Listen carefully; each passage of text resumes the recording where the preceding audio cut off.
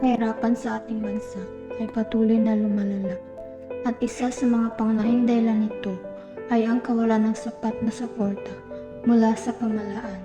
Saan mang sulok ay naroon ang kahirapan na umahapit sa maraming pamilyang Pilipino. Ang kawalan ng sapat na kita at oportunidad nito ay nagdudulot ng matinding hirap sa marami. Saan man sa mundo, ang kahirapan ay isang kasamang karamay ng maraming pamilya. Ngunit sa likod ng mga palasak na tanawin, nagtatago ang mga kwento ng pagkikibaka, pag-asa at pagbabago. Sa dokumentaryo na ito, tuklasin natin ang malalim na suliranin ng kahirapan.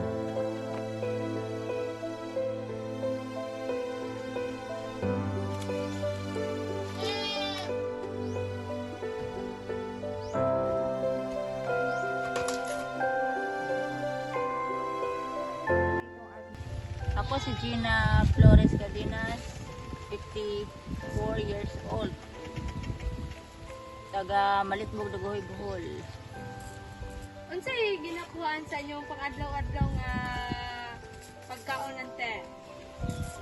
Kanang para pagkaon na mo kanang kuan man may kanang usara ka mag-uma kanang among abot sa among uma. Unsa man yung ginatanom sa inyong uma? Umay na lang ako dahil. Nakaya na ka nag-eskwela ante? Na ay usa ka high school grade 9 o usa ka grade 4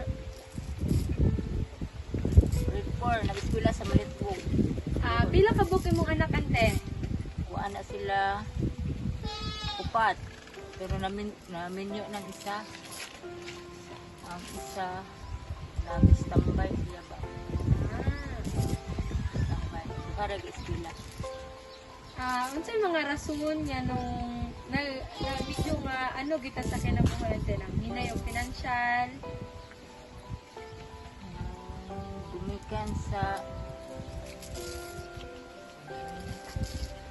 pangita po pati umanga kanang minus ang abot niya ang akong pares na panagsara po na si masayday kanang mga construction pero di po kanunay lagi kanang panagsara mo nang uma manano ani mara may among panginabuhian.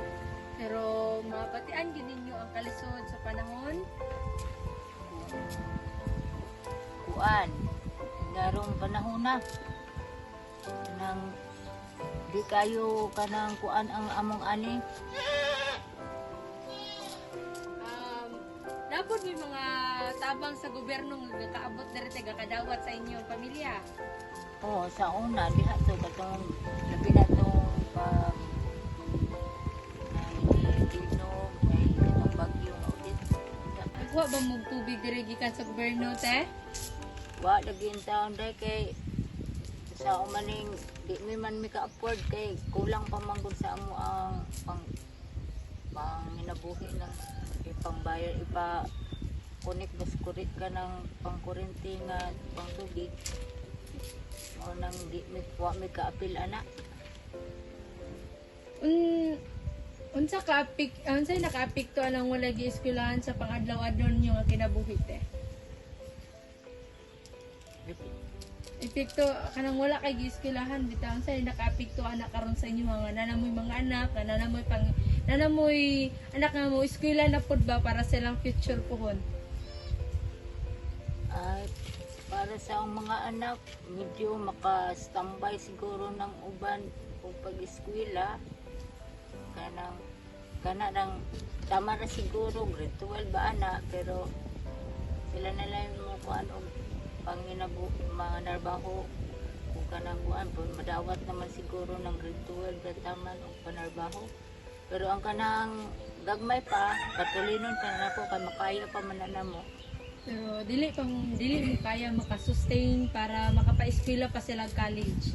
Murag dili na siguro kay kana laging pang among panginabuhi ba murag kuwang pa sa among kuan pang inadlaw-adlaw pero sa high school o elementary pwede na namo makaya pa namo sa pag-eskwela.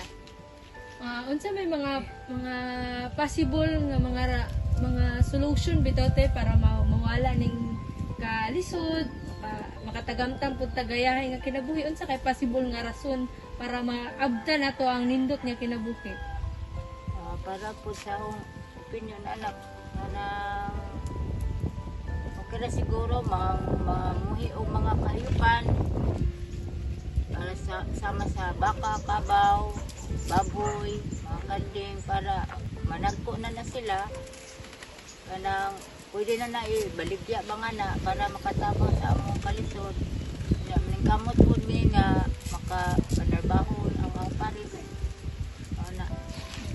Sa karon te, unsa imong advice sa mga kabatan-unan karon nga hayahay ang kinabuhi? Unsa imong advice sa ilaha nga like example magtarong silang eskwela ingana? Unsa imong advice sa ilaha? Para nako kanang mga ngana nga hiyay sila dili nila unta sayangan maningkamot jud sila nga mulampos di mag-abusar. Sa kabila ng kanilang kahirapan, patuloy pa rin silang lumalaban upang matugunan ang kanilang pang-araw-araw na pangangailangan. Kaya dapat mayroong mga aksyon na matulungan ang ating mga kapwa mamamayan na kahit papaano ay makaahon sa kahirapan. Sana itong video na ito ay magbibigay inspirasyon sa bawat isa na dapat nating pahalagahan ang mga bagay na mayroon tayo, sapagkat mayroong mga taong naghihirap at nangangailangan ng mga bagay na iyong hindi pinapahalagahan.